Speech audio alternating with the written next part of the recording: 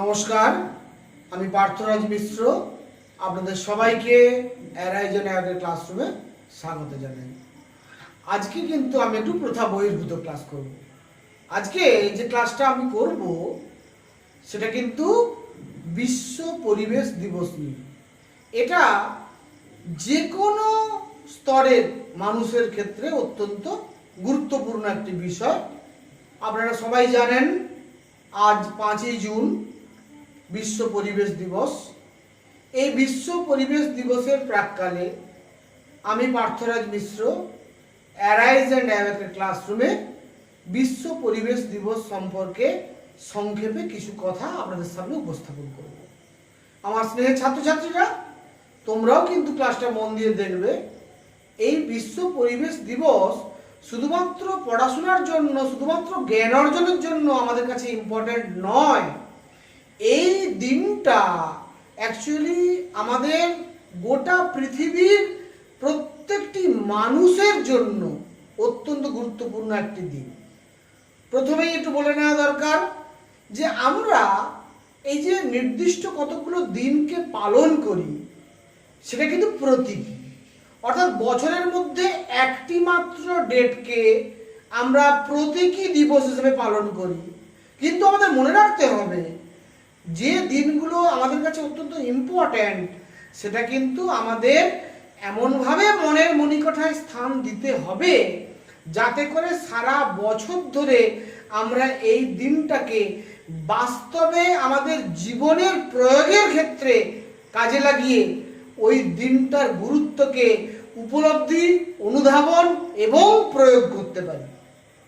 যাই হোক, আমি প্রথমে একটু সবাইকে বিনম্রভাবে বলবো যে আপনারা খেয়াল করুন, বিশ্ব পরিবেশ দিবস অর্থাৎ ওয়ার্ল্ড এনভায়রনমেন্ট ডে। এই পরিবেশ বলতে আমরা কি বুঝি? পরিবেশ কথাটির অর্থ কি? আপনারা সবাই কম বেশি জানেন, আমার সকল স্নেহের ছাত্রছাত্রীরা জানে, কারণ তারা একেবারে পড়াশোনার শুরু থেকে, প্রাইমারি লেভেল থেকে একেবারে সর্বোচ্চ শিক্ষা পর্যন্ত কিন্তু পরিবেশ নিয়ে পড়াশোনা করছে। এখন পরিবেশটা আমাদের কাছে এতটাই ইম্পর্ট্যান্ট, আমরা দেখছি আমাদের সেকেন্ডারি সেকশনের সমস্ত যে সাবজেক্টগুলো, সেই সাবজেক্টগুলোর নামকরণ করা হয়েছে ভূগোল ও তার পরিবেশ, ইতিহাস ও পরিবেশ, জড়বিজ্ঞান ও তার পরিবেশ, জীবনবিজ্ঞান ও তার পরিবেশ। অর্থাৎ পরিবেশটা কিন্তু আজকে আমাদের কাছে এতটাই গুরুত্বপূর্ণ বিষয় যে প্রত্যেকটি ক্লাসের সিলেবাসে, কারিকুলামে পরিবেশ আজকে প্রচণ্ড গুরুত্ব সহকারে স্থান দেওয়া হয়েছে, যাতে ভবিষ্যৎ প্রজন্ম এই পরিবেশ সম্পর্কে সঠিক ধারণা লাভ করে পরিবেশকে ভালোবেসে পরিবেশকে টিকিয়ে রাখতে পারে। কারণ পরিবেশ বাঁচলে তবেই জীববৈচিত্র্য বাঁচবে, আর জীববৈচিত্র্য বাঁচলে তবেই কিন্তু মানুষ পৃথিবীতে বাঁচবে। তাই পৃথিবীতে যদি মানুষকে টিকিয়ে রাখতে হয়, এই পৃথিবীর প্রাকৃতিক পরিবেশকে আমাদের বাঁচাতেই হবে। এবার একটু আলোচনায় আসি, এই পরিবেশ বলতে আমরা অ্যাকচুয়ালি কি বুঝি, পরিবেশের প্রধান প্রধান উপাদানগুলো কি কি। আমরা সবাই জানি পরিবেশের কিন্তু 4টে প্রধান উপাদান। কি কি 4টে প্রধান উপাদান? একটা হচ্ছে জল, একটা হচ্ছে মাটি, একটা হচ্ছে বাতাস, আর একটা হচ্ছে জীববৈচিত্র্য। অর্থাৎ জল, মাটি, বাতাস এবং জীববৈচিত্র্য, এই 4টি উপাদান কিন্তু পরিবেশের সবথেকে গুরুত্বপূর্ণ উপাদান। এবারে জল, মাটি, বাতাস এই 3টে স্থানের একটা নির্দিষ্ট অংশে বিভিন্ন প্রকার জীব বসবাস করে। যে অংশে জীব বসবাস করে, অর্থাৎ বায়ুমণ্ডলের যে নির্দিষ্ট উচ্চতা পর্যন্ত, বা শিলামণ্ডলের নির্দিষ্ট গভীরতা পর্যন্ত, বা আমরা বলতে পারি যে বায়ুমণ্ডল বা জলমণ্ডলের নির্দিষ্ট গভীরতা পর্যন্ত যে সমস্ত যেখানে যেখানে প্রাণী বসবাস করে তাকে আমরা একত্রে বলছি জীবমণ্ডল বা বায়োস্ফিয়ার।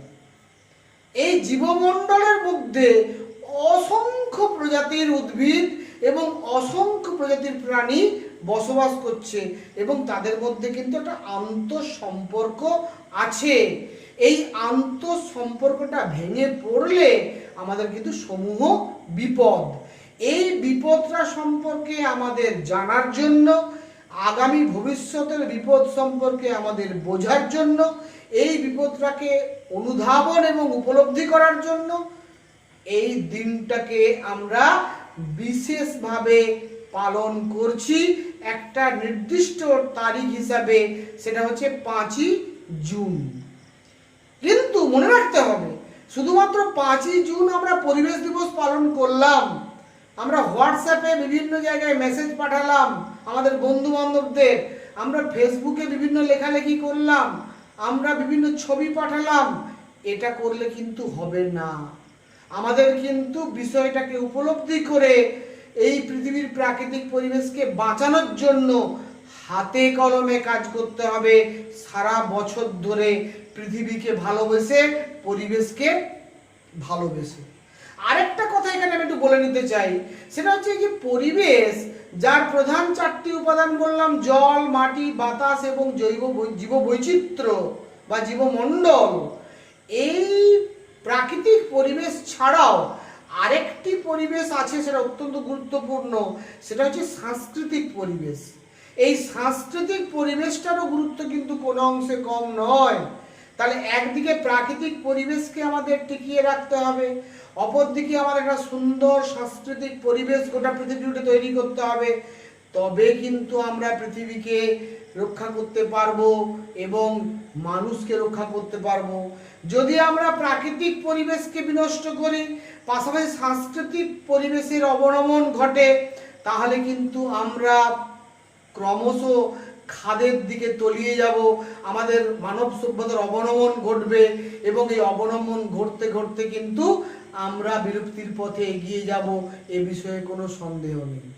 যাই হোক, 1972 সালে 5ই জুন রাষ্ট্রসংঘের স্টকহোম সম্মেলনে সবার প্রথম কিন্তু এই বিশ্ব পরিবেশ দিবস, এই দিনটা 5ই জুন, এটা কিন্তু ঘোষণা করা হয়। আমি বোর্ডে লিখেছি, সর্বপ্রথম সিদ্ধান্ত ঘোষণা করা হয় রাষ্ট্রসংঘের স্টকহোম সম্মেলনে 1972 সালে, যে প্রত্যেক বছর 5ই জুনকে বিশ্ব পরিবেশ দিবস হিসেবে পালন করা হবে।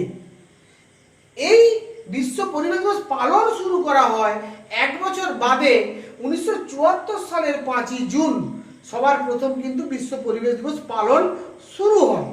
এবং প্রথম বছর যখন বিশ্ব পরিবেশ দিবস পালন শুরু হয় 1974 সালে, সেই বছর বিশ্ব পরিবেশ দিবসের থিম এটা স্থির করা হয়েছিল কি না, একটি মাত্র পৃথিবী, অনলি ওয়ান আর্থ। আমরা সবাই জানি সৌরজগতের একটি মাত্র গ্রহ পৃথিবী, যেখানে কিন্তু প্রাণ আছে, আর কোনো গ্রহে কিন্তু প্রাণ নেই, আজও পর্যন্ত আবিষ্কৃত হয়নি। তাই এটা কিন্তু আমরা সেই ভাগ্যবান গ্রহের, আমরা সেই ভাগ্যবান প্রাণী, যেখানে কিন্তু প্রাণ আছে এবং এখানে কিন্তু আমরা বসবাস করছি। রবি ঠাকুরের সেই বিখ্যাত গান আমরা সবাই জানি, আমরা সবাই সেই বিখ্যাত কবিতা আমরা জানি, আকাশ ভরা সূর্য তারা, বিশ্ব ভরা প্রাণ, তাহারি মাঝখানে আমি পেয়েছি মোর স্থান। এই যে বিখ্যাত গানের দুটো লাইন আমি বললাম, সেই কথা মাথায় রেখে প্রথমবার থিম করা হয়েছিল একটি মাত্র পৃথিবী। বর্তমান বছর 2021 সালে এই বিশ্ব পরিবেশ দিবসের থিম করা হয়েছে বাস্তুতন্ত্রের পুনরুদ্ধার, অর্থাৎ ecosystem restoration. Very important point, ecosystem restoration. আমি এই বিষয়টা নিয়ে অ্যাকচুয়ালি আজকে আমি আলোচনা করব না।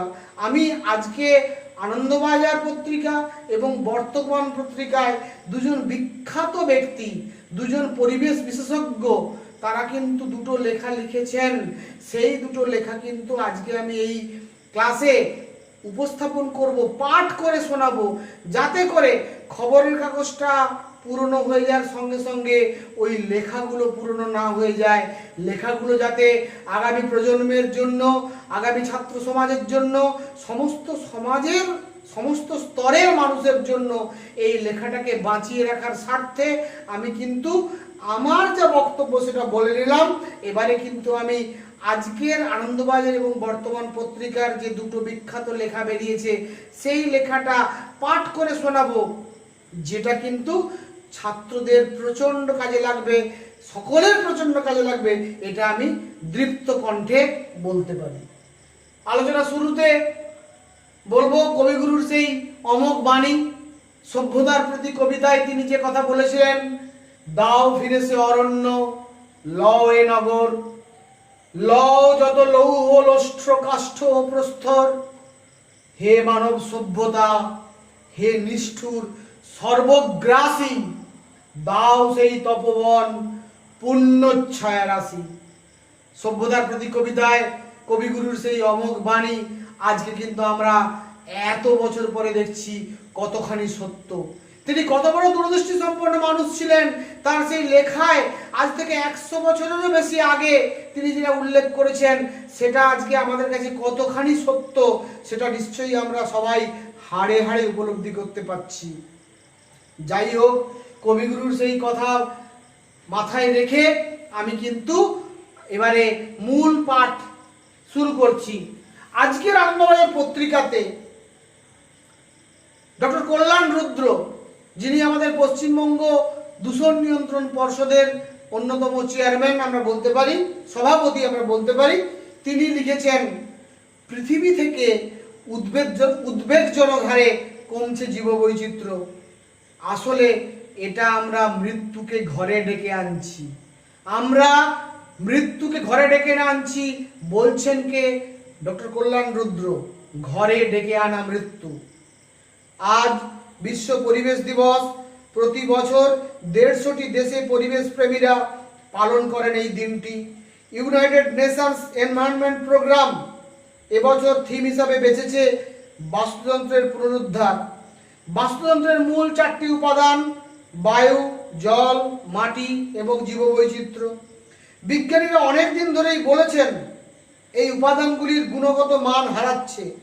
আমরা যে পরিবেশে বেঁচে আছি সেখানে প্রতিটি প্রাণ ও উপাদান পরস্পরের সঙ্গে অত্যন্তভাবে সম্পৃক্ত। একটি উপাদান ক্ষতিগ্রস্ত হলেই আঘাত লাগে প্রকৃতির ভারসাম্যে এবং এর অন্তিম পরিণতিতে আমাদের অস্তিত্বই বিপন্ন হবে, যেটা আমি কিছুক্ষণ আগেই উল্লেখ করেছি। 2009 সালে প্রকৃতি বিজ্ঞানী ইউহান রকস্ট্রম ও তার সহযোগী গবেষকরা নেচার পত্রিকায় আ safe operating space for humanity নামক একটি নিবন্ধ লিখেছিলেন। সেখানে তারা বলেছিলেন, আমরা যে বাস্তুতন্ত্র থেকে নানা উপাদান সংগ্রহ করে বেঁচে আছি তাদের প্রত্যেকটির ভারসাম্যের বাহ্যিক সীমা বা প্ল্যানেটারি লিমিট আছে। প্ল্যানেটারি লিমিট আছে। সেই নিরাপদ সীমা অতিক্রম করলেই বিপন্ন হবে আমাদের অস্তিত্ব। রকস্ট্রমরা যে 9টি বিষয়ের কথা উল্লেখ করেছিলেন তাদের সেই প্রবন্ধে, সেগুলি হলো জলবায়ুর পরিবর্তন, ওজোন স্তরের অবক্ষয়, বাতাসে ভাসমান জলকণা ও ধূলিকণার পরিমাণ, সাগরের অম্লতার মাত্রা, ক্রমবর্ধমান জলের ব্যবহার, রাসায়নিক দূষণ, যথেচ্ছ ভূমি ব্যবহার, জৈব বৈচিত্র্যের অবক্ষয় এবং নাইট্রোজেন ও ফসফরাস চক্রের বিঘ্ন ঘটে চলা। তারা দেখিয়েছিলেন 3টি ক্ষেত্রে ইতিমধ্যেই প্ল্যানেটারি লিমিট অতিক্রান্ত হয়েছে। জীববৈচিত্র্য, নাইট্রোজেন চক্র এবং জলবায়ু পরিবর্তন, এই 3টে ক্ষেত্রে কিন্তু আমাদের প্ল্যানেটারি লিমিট ইতিমধ্যে অতিক্রান্ত। অন্যদিকে সাগরের জলের অম্লতা বৃদ্ধির বিষয়টিও কিন্তু অত্যন্ত উদ্বেগজনক পর্যায়ে পৌঁছেছে। জলবায়ুর পরিবর্তন নিয়েও আলোচনা কম হয়নি। Inter governmental panel on climate change বা আইপিসিসির একাধিক প্রতিবেদনে বিষয়টির নানা দিক আলোচিত হয়েছে। 1750 থেকে 2019 সালের মধ্যে পৃথিবীর বাতাসে carbon die oxide 280 ±10 parts per million, যেটা আমরা সংক্ষেপে ppm বলি, এর থেকে বেড়ে হয়েছে 410 ppm। গত 8 লক্ষ বছরে এত পরিমাণ কার্বন ডাইঅক্সাইড বাতাসে কখনো ছিল না। এই সময়ের মধ্যে গড় তাপমাত্রা প্রায় 1 ডিগ্রি সেলসিয়াস বেড়েছে। আইপিসিসি অর্থাৎ inter governmental panel on climate change, যাকে আমরা পুরো সম্পূর্ণ ভাষায় বলতে পারি, সেই আইপিসিসি বলছে 2017 সালে বাতাসে যত পরিমাণ কার্বন ডাইঅক্সাইড ছিল আগামী এক দশকের মধ্যে তার অন্তত 49% কমাতে আমাদের হবেই। 2030 সালের মধ্যে পৃথিবীর গড় উত্তাপ যদি আরো 0.5 ডিগ্রি বেড়ে যায়, মানে হাফ ডিগ্রি বেড়ে যায়, তবে বাস্তুতন্ত্রে তার প্রবল আঘাত লাগবে। কিন্তু এই লক্ষ্যমাত্রা অধরাই থেকে যাওয়ার কিন্তু আশঙ্কা তীব্র। এই ঔদাসীন্য অব্যাহত থাকলে এই শতাব্দীর শেষে 3-4 ডিগ্রি সেলসিয়াস তাপমাত্রা বাড়বে। অর্থাৎ যখন আমরা 2100 খ্রিস্টাব্দে পৌঁছাবো, এই শতাব্দীর শেষ ভাগে পৌঁছাবো, তখন আশঙ্কা করছেন বিজ্ঞানীরা পৃথিবীর গড় তাপমাত্রা 3 থেকে 4 ডিগ্রি পর্যন্ত বেড়ে যাবে। আমাদের প্রত্যক্ষ অভিজ্ঞতাও কিন্তু জানিয়ে দিচ্ছে যে কতটা উষ্ণ হয়ে যাচ্ছে আমাদের এই নীল পৃথিবী। আয়লা, বুলবুল, আমফান বা ইয়াসের মতো ভয়ানক ঘূর্ণিঝড় এমনভাবে লণ্ডভণ্ড করে দিচ্ছে উপকূলে বসবাসকারী মানুষের জীবন ও জীবিকা এবং বাস্তুতন্ত্রকে, তা আগে কিন্তু খুব কম পরিমাণেই হতো। অল্প সময়ের মধ্যে অতিবৃষ্টির জন্য প্লাবন, তারপরে আবার দীর্ঘ সময় ধরে অনাবৃষ্টির ফলে খরা আমরা প্রতিনিয়ত প্রত্যেক বছর লক্ষ্য করছি। আইপিসিসির গবেষণা বলছে কিছু এলাকার জল মাত্রাতিরিক্ত উষ্ণ হয়ে ওঠার ফলে সামুদ্রিক প্রাণীরা অন্যত্র চলে যেতে বাধ্য হচ্ছে। উত্তাপ ও বৃষ্টিপাতের তারতম্যের ফলে ফসল উৎপাদনে প্রভাব পড়ছে। 2030 সালের মধ্যে ক্ষুধা ও দারিদ্র থেকে পৃথিবীকে মুক্ত করে একটা সুস্থায়ী উন্নয়নের যে সদরের লক্ষ্যমাত্রা নির্ধারিত হয়েছিল, তা এখন আমাদের কাছে অলীক কল্পনা বলেই মনে হচ্ছে। লাগাম ছাড়া শিল্পায়ন, অপরিকল্পিত নগরায়ন, কৃষিক্ষেত্রে যথেচ্ছ রাসায়নিক সারের ব্যবহার, বনাঞ্চলের সংকোচন, যত্রতত্র দূষিত বর্জ্য নিক্ষেপ ইত্যাদি করার ফলে বিপন্ন হচ্ছে আমাদের পরিবেশ। World life fund for nature প্রতি 2 বছর অন্তর লিভিং প্ল্যানেট রিপোর্ট শীর্ষক একটি প্রতিবেদন প্রকাশ করে। এই রিপোর্টে প্রকাশিত হয় লিভিং প্ল্যানেট ইন্ডেক্স। আমি আবার বলছি, লিভিং প্ল্যানেট ইন্ডেক্স নামে জৈব বৈচিত্র্যের একটি আবিশ্ব সূচক। কোন অঞ্চলে জীব বৈচিত্র্য কতখানি, এই সূচক দিয়ে তা মাপা হয় এবং সূচকের হ্রাস বৃদ্ধি থেকে বোঝা যায় অঞ্চলটিতে জীব বৈচিত্র্য কমেছে কিনা। 2020 সালে প্রকাশিত প্রতিবেদনটিতে বিপন্ন জীব বৈচিত্র্যের যে রূপরেখা তুলে ধরা হয়েছে তা সচেতন নাগরিকদের কাছে অত্যন্ত উদ্বেগদায়ক। WWF জানিয়েছে 1973 সাল থেকে 2016 সালের মধ্যে পৃথিবীর পাখি, মাছ, উভচর প্রাণী ও সরীসৃপের সংখ্যা অন্ততপক্ষে 68% হ্রাস পেয়েছে। নদী বা জলাভূমিতে থাকে এমন প্রাণীর সংখ্যা প্রায় 84% কমেছে। আমাজনের জঙ্গলের মহাদেশ দক্ষিণ আমেরিকার ক্রান্তীয় অঞ্চলে এই সূচক হ্রাস পেয়েছে 94%। আফ্রিকা মহাদেশে 65%, অস্ট্রেলিয়া মহাদেশে 45%, উত্তর আমেরিকায় 33%, ইউরোপ এশিয়ায় 24%। বিজ্ঞানীদের আশঙ্কা আগামী কয়েক দশকের মধ্যে উদ্ভিদ ও প্রাণীকুল থেকে অন্তত 10 লক্ষ প্রজাতির উদ্ভিদ এবং প্রাণী সম্পূর্ণরূপে বিলুপ্ত হয়ে যাবে। মাটি জীববৈচিত্র্যের আঁতুড় ঘর। 90% স্থলচর প্রাণীর জীবন মূলত মাটি নির্ভর। পৃথিবীর বসবাসযোগ্য ভূমির 3/4 এলাকায় প্রাকৃতিক বৈশিষ্ট্য মানুষ ইতিমধ্যেই বদলে দিয়েছে। ইউরোপিয়ান কমিশন এর জয়েন্ট রিসার্চ সেন্টারের গবেষণা থেকে জানা যাচ্ছে ক্রমবর্ধমান উত্তাপ, আর্দ্রতার তারতম্য, বনাঞ্চলের সংকোচন, সর্বোপরি কৃষিজমিতে লাগাম ছাড়া রাসায়নিক সার ও কীটনাশক প্রয়োগের ফলে মাটিতে বসবাসকারী অণুজীবদের সংখ্যা ক্রমশ কমছে। বিঘ্নিত হচ্ছে পুষ্টিচক্র, হারিয়ে যাচ্ছে কেঁচো, মৌমাছি, জোনাকি, জলাশয়ের গেঁড়ি, গুগলি, শামুক সহ নানা ধরনের মাছ। পৃথিবীর অন্তত 52% কৃষিজমি প্রাকৃতিক গুণ হারিয়ে বন্ধা হয়ে যাচ্ছে। অন্যদিকে বিজ্ঞানীরা বলছেন প্রতি বছর যত পরিমাণ গ্রিনহাউস গ্যাস বাতাসে মেশে তার 29% আমাদের খাদ্য উৎপাদনের সঙ্গে অত্যন্ত নিবিড়ভাবে সম্পর্কিত। কৃষি ব্যবস্থার এত প্রসারের পরও কিন্তু পৃথিবীতে অন্তত 82 কোটি মানুষ অর্ধাহারে বা অনাহারে এখনো দিন যাপন করতে বাধ্য হন। অথচ উৎপাদিত পণ্যের 1/3 প্রত্যেক বছর অপচয় বা নষ্ট করা হয়। পৃথিবীতে প্রতি বছর যত খাদ্য নষ্ট হয় তার মূল্য প্রায় 1 লক্ষ কোটি আমেরিকান ডলার। মানুষ বাস্তুতন্ত্র থেকে নানা উপাদান নিয়ে বেঁচে থাকেন। একজন মানুষ বাস্তুতন্ত্রকে যতটা প্রভাবিত করেন তা হিসেব করা হয় ইকোলজিক্যাল ফুটপ্রিন্ট থেকে। পরিমাপ করার একক হলো গ্লোবাল হেক্টর। কোনো দেশের লোক সংখ্যা, ভোগ্যদ্রব্যের উৎপাদন, অন্যান্য পণ্যদ্রব্যের আমদানি ও রপ্তানি, বর্জ্যের পরিমাণ ইত্যাদির নিরিখে ইকোলজিক্যাল ফুটপ্রিন্ট পরিমাপ করা হয়।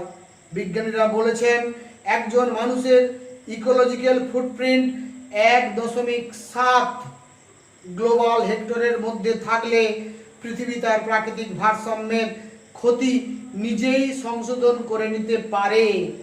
কিন্তু এখন উত্তর আমেরিকা, ব্রিটেন, রাশিয়া সহ এশিয়া এবং অস্ট্রেলিয়াতে একজন মানুষের ইকোলজিক্যাল ফুটপ্রিন্ট 5 গ্লোবাল হেক্টর অতিক্রম করেছে।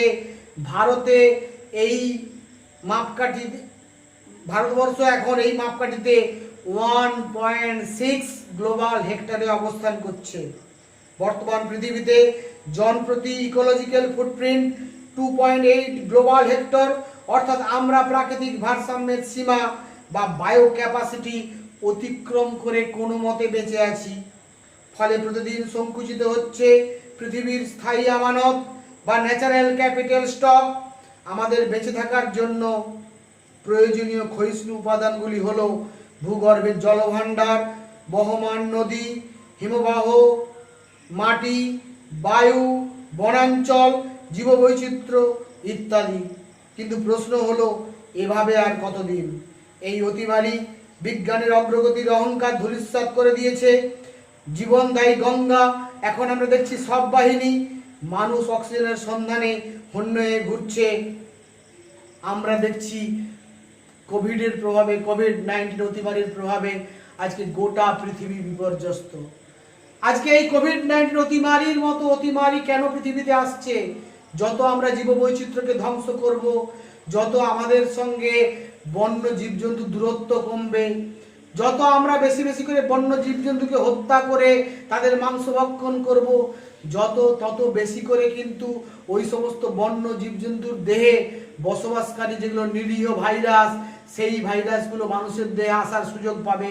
এবং মানুষের দেহে তারা কিন্তু জিন পরিবর্তন করে, মিউটেশন করে তারা কিন্তু ভয়ঙ্কর সংক্রামক এবং আমাদের মানুষকে মৃত্যু পথযাত্রী করে দেবে এমন ভয়ানক ভাইরাসে পরিণত হবে। তাই কিন্তু আমরা দেখতে পাচ্ছি 2019 সালের একেবারে শেষে যে কোভিড অতিমারী শুরু হয়েছিল, আজও কিন্তু সেই কোভিড অতিমারী চলছে।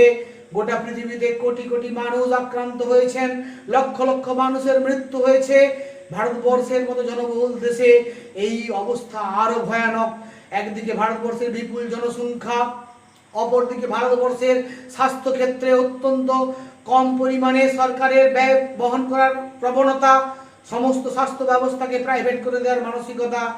গ্রামীণ স্বাস্থ্য ব্যবস্থা একেবারে চরম বিপর্যস্ত অবস্থায় এখনো আছে স্বাধীনতার 75 বছর পরে। তাই আমরা দেখছি সামান্য অক্সিজেন না পেয়ে বহু মানুষ আজকে প্রাণ দিতে বাধ্য হচ্ছে।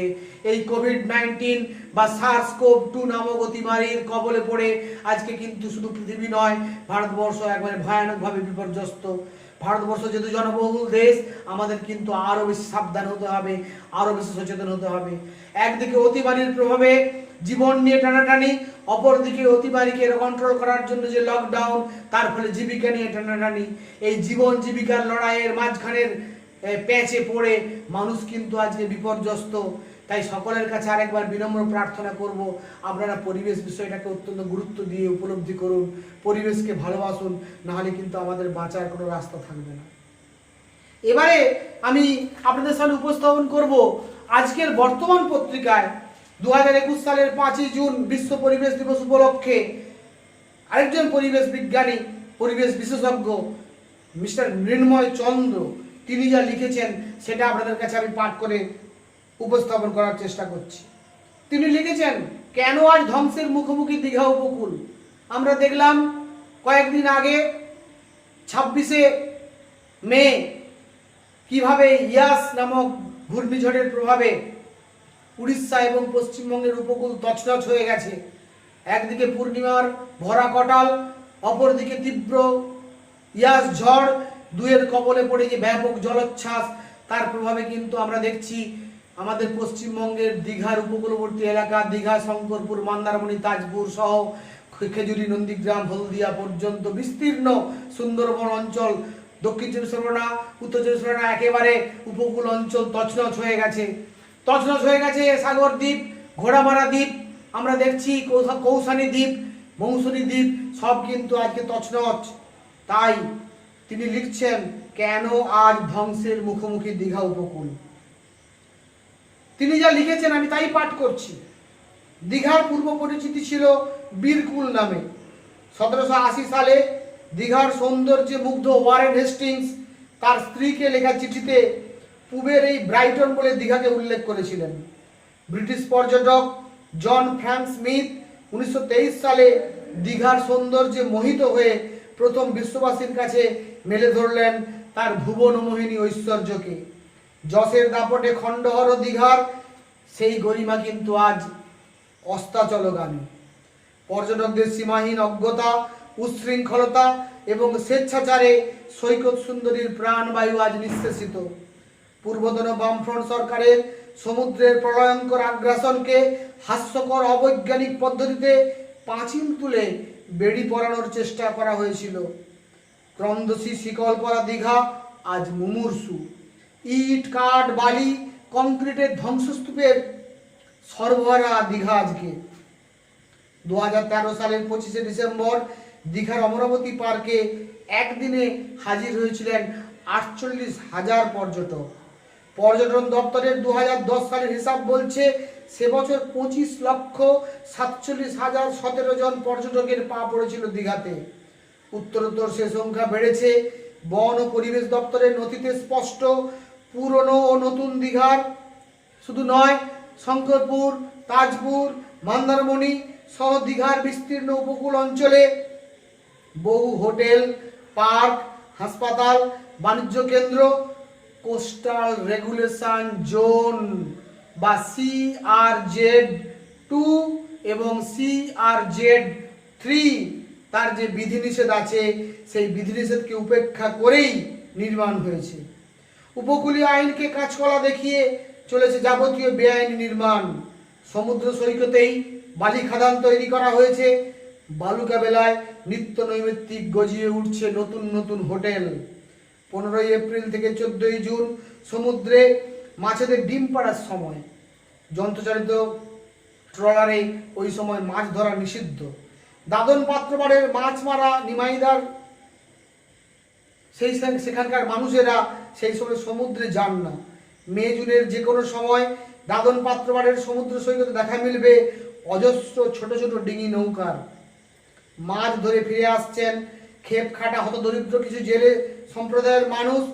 মে জুনের সেই বিশেষ সময়টাতে মাছের সঙ্গে তাদের জালে উঠে আসে মিষ্টির দোকানের গাঢ় বাদামি রঙের খেজুরের মতো দেখতে অসংখ্য সমুদ্র শসা বা সি কিউকাম্বার। এই যে বিশেষ ধরনের সমুদ্র শসা নামক প্রাণী 1972 সালের বন্যপ্রায় সংরক্ষণ আইন অনুযায়ী 2001 সালের 11 জুলাই থেকে সমুদ্র শসা একটি বিরল প্রজাতির প্রাণী হিসাবে কিন্তু তফসিলি 1-এ সংরক্ষিত। সমুদ্র শসার বিলুপ্তি গোটা সামুদ্রিক পরিবেশের পক্ষে ভয়ঙ্কর বিপজ্জনক। পেটে জল ভর্তি ছোট্ট সামুদ্রিক প্রাণী সমুদ্র শসাকে জেলেরা জাল ঝেড়ে নেওয়ার পর সমুদ্রের ধারে উচ্ছিষ্ট হিসাবে ফেলে দিয়ে যায়। বালির চরে নড়তে না পেরে বেঘরে মারা পড়ে ওই বেচারা সমুদ্র শসা নামক সামুদ্রিক প্রাণীগুলো। জল ভরা বেলুনের মতো ফটফট করে সমুদ্র শসাকে পা দিয়ে টিপে টিপে মারে। পর্যটকদের, যে সমস্ত পর্যটক ওই সৈকত নগরীতে বেড়াতে আসেন, তাদের কি অনাবিল আনন্দ ওই সমস্ত প্রাণীগুলোকে পা টিপে হত্যা করে। পর্যটকরা জানেনই না সমুদ্র শসা একটি সংরক্ষিত প্রাণী। এই প্রাণীকে হত্যা করলে তাকে মারার জন্য 3 বছর জেল বা 25,000 টাকা জরিমানা হতে পারে। জেলেদের জালে প্রতি বছর ওই সময় ধরা পড়ে বিরাট বিরাট হর্স শু ক্র্যাব বা আমরা বলি অশ্বক্ষুরযুক্ত কাঁকড়া। শক্ত বাদামি খোলায় মোড়া বিকট দর্শন অশ্বক্ষুরাকৃতি কাঁকড়ার মুখের সামনে অ্যান্টেনার মতো লম্বা দুটো কাঁটা থাকে। জলে সাঁতারের সময় কাঁটাটা কিন্তু নৌকার হালের মতো কাজ করে। এই হর্স শু ক্র্যাবের বিরল তাম্রঘটিত নীল রক্ত হিমোসায়ানিন চিকিৎসার ক্ষেত্রে অত্যন্ত জরুরি একটা বিষয়, প্রাণদায়ীও বটে এবং দুর্মূল্যও বটে। ব্যাকটেরিয়াল এন্ডোটক্সিন পাকড়াতে এদের রক্ত লিমুলাস অ্যামিবোসাইট লাইসেট ছাড়া কিন্তু গতি নেই আমাদের কোনো। জালে ওঠার পর তাদেরও পরিণতি অকাল মৃত্যু। গরমের দিন উল্টে গেলে খুব তাড়াতাড়ি এদের ফুলকা শুকিয়ে গেলে অপমৃত্যু ঘটে। প্রাণীটিকে সোজা করে দিলেই ঢেউয়ের দোলায় আবার তারা সমুদ্রে ফিরে যেতে পারে। অফুরান সামুদ্রিক সম্পদের কি নিদারুণ মর্মদন্ত অপচয়। এভাবেই পর্যটকদের বিপুল পদভারে অবলুপ্ত সিসিনডিলা, সাইলোমোলাস, ডিপ্লোসিলা প্রজাতির 25-30 রকমের সামুদ্রিক প্রাণী এবং কীটপতঙ্গ। শুধু প্রাণীকুল নয়, বালিয়াড়ি থেকে চিরবিদায়ের পথে ইন্ডিগো ফেরা, আইমোফিয়া, লিপ্পিয়া, ইভোভিউলাস, গ্লাইকমিক্স, ক্যাসুয়ারিনাস, আলবিচিয়া, অ্যানাকার্ডিয়াম বা অ্যালোফাইলাসের মতো বিভিন্ন গাছেরাও সমুদ্রের ধারে কাছে আইপোমিয়া বা শক্ত কাষ্ঠল ঘন কেয়া গাছ, যেটাকে আমরা কেয়া গাছ বলি, সেই কেয়া গাছের ঝোপ কিছুদিন আগেও দেখা যেত। সমুদ্রের ঘাড়ের উপর নিঃশ্বাস ফেলা বিশাল সুরম্য হোটেল নির্বংশ করেছে এই কেয়া গাছের সম্পূর্ণ বংশকে। যশের মতো ঘূর্ণিঝড়ে রাক্ষসে যে উন্মত্ত নৃত্য, তার সামনে বুক চিতিয়ে দাঁড়াতে পারত সেই কেয়া গাছের ঝোপঝাড়। বর্ষজীবী ঘাস ফিনিফেক্স বালিয়াড়ি থেকে পর্যটকদের পদচারণায় লুপ্ত। সৈকত থেকে মাত্র 250 মিটার দূরে দীঘার হোটেল সৈকতের উপরেই বাঁশের দোতলা হর্মে চলছে সুরাপান। বালিয়াড়িকে সমতল করে তৈরি হচ্ছে হোটেল। করি ফেললেই ঘরে বসেই মিলবে সমুদ্র উচ্ছল, সমুদ্রের বিল্ল উচ্ছল, আমাদের ঘর থেকেই মিলবে উচ্ছল সমুদ্রের বিরল কটাক্ষ। হোটেল ও ভ্রমণার্থীদের প্লাস্টিক ও মদের বোতলের বর্জ্যে সমুদ্র আজকে কলুষিত ড্রেন। সমুদ্র সৈকত গা ঘিনে ডাস্টবিনে পরিণত হয়েছে। হ্যালোসিন থেকে প্লিস্টোসিন যুগের মধ্যবর্তী সময়ে দীঘার জন্ম এবং যৌবন প্রাপ্তি। সমুদ্র তীরে বালি, কাদা, পলির গঠনে মেলে ফ্লুভিয়া টাইল ও ইওলিসিয়ান অধক্ষেপণ। দীঘা উপকূলের সৈকতে সূক্ষ্ম বালিকণার ভাগ 67%, পলি শতাংশ 16.4% আর কাদার পরিমাণ 7.6%। দীঘার অলঙ্কারপুর অঞ্চলেই কেবল পলির ভাগ 73%। বালিয়াড়ি ভাঙছে, ভাঙার দিকে প্রত্যেক বছর বিপজ্জনক হারে 6 থেকে 12 মিটার করে সমুদ্র সৈকত অগ্রসর হচ্ছে। ছোট গাছ ফিনিফেক্স এই আগ্রাসী অগ্রগমনকে আটকাতে পারত, যেকে আমরা কেয়া গাছের ঝোপ বলছি, কিন্তু তার নেই। অদূর ভবিষ্যতে দীঘা, শঙ্করপুর, তাজপুর বালির নিচেই সমাধিস্থ হবে, এটা আমরা জোর করেই বলতে পারি। দীঘা শঙ্করপুরের উপকূল মেসোটাইডাল, ঢেউয়ের অধিক উচ্চতা 2 থেকে 3 মিটার। আগস্ট মাসে ঢেউয়ের উচ্চতা ও প্রাবল্য 2 বাড়ে। পশ্চিমবঙ্গ সরকারের সেচ দপ্তরের integrated coastal zone management plan তৈরি করেছিল। সমুদ্রে জলতলের উচ্চতার ভীতিপ্রদ হারে বাড়ার ঘটনা সেই প্ল্যানে যথেষ্ট গুরুত্ব সহকারে কিন্তু উল্লেখ করা হয়েছিল। আজকে সেই প্ল্যানও বেপাত্তা। সমুদ্রের জলতলের বার্ষিক উচ্চতা বৃদ্ধির হার 3 মিলিমিটার। সমুদ্রের জলের উচ্চতা বাড়ছে, সমুদ্রের জলের উষ্ণতা বাড়ছে 0.019 ডিগ্রি সেন্টিগ্রেড হারে। পাল্লা দিয়ে বাড়ছে বৃষ্টিপাত। 2050 সালে সমুদ্রের জলতলের উচ্চতা বেড়ে হতে পারে 50 সেন্টিমিটার।